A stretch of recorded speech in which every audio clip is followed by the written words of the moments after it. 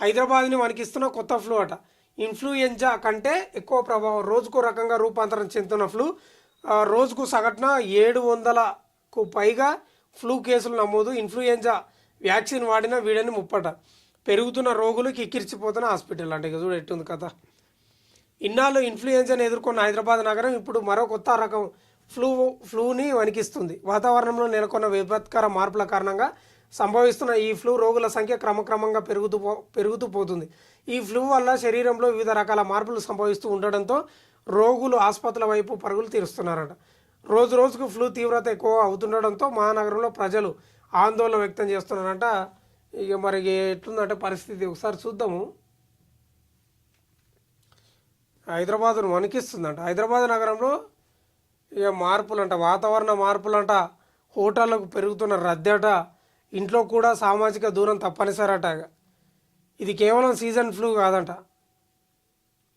ప్రధాన లక్షణాలు ఏంటంటే జ్వరం, జలుబు, శ్వాస సమస్య, గొంతు నొప్పి, నిరంతర దగ్గంట, శరీర నొప్పులంట, అలసట, తలనొప్పట. ఇక మొత్తం మీద అయితే జాగ్రత్త ఉండాలి, లేకపోతే ఇబ్బంది. పీడియాట్రిక్ హాస్పిటల్స్లో నిరంతరం రద్దీగా ఉంటున్న బెడ్స్ సరిపోకపోవడం, ఇన్పేషెంట్ల సంఖ్య పెరుగుతూ వస్తుందంట. ప్రజలారా జాగ్రత్త ఉండాలి, లేకపోతే చాలా కష్టం. ఈ DD9 వార్తాపత్రికలో వచ్చినటువంటి ప్రధానమైన వార్తాపత్రిక వార్త.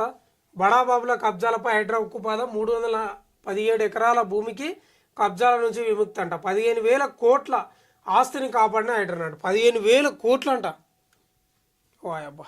ఖమ్మంలో అమానవీయ ఘటన. శిశువు అమ్మకం కలకలం. ప్రైవేట్ హాస్పిటల్లో మైనర్ బాలిక డెలివరీ అంట. ఆసుపత్రి నర్సు ఆడియో లీక్తో వెలుగులోకి వచ్చిన ఘటన అంట.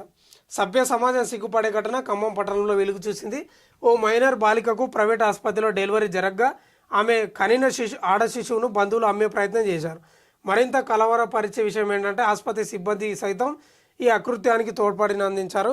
పెళ్లి కాకుండానే మైనర్ తల్లైందన్న వాస్తవం ఒక్కటే తీరని షాక్ కలిగించే విషయం కాగా ఆ పసిపాప ఆడ శిశువు కావడంతో అక్రమ బేరం జరిపే. ఎంత ఘోరమా, పెళ్ళి కాకుండానే ఆడబిడ్డ డెలివరీ అయింది అంటే అత్యాచారం ఏ కొడుకు చేసిండో, ఏ చెత్త నా కొడుకు చేసిండో, ఈ అమ్మ చిల్లర నా కొడుకులు.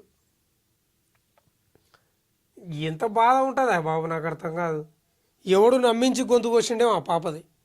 ఆడబిడ్డకి జన్మనిచ్చింది, అమ్మే ప్రయత్నం చేసిరంట. ఏం చేస్తాం, ఇజ్జత్ పోతుందని మరి. ఏమంతా పరిస్థితి బాగాలేదు సమాజంలో, చాలా దారుణంగా ఉన్నాం, మృగాల్లాగానే తయారైన. మేడారంకు ముఖ్యమంత్రి రేవంత్ 23న పర్యటన. ఏర్పాట్లను పరిశీలించిన మంత్రి సీతక్క. లోటుపాట్లు జరగకుండా చర్యలు తీసుకు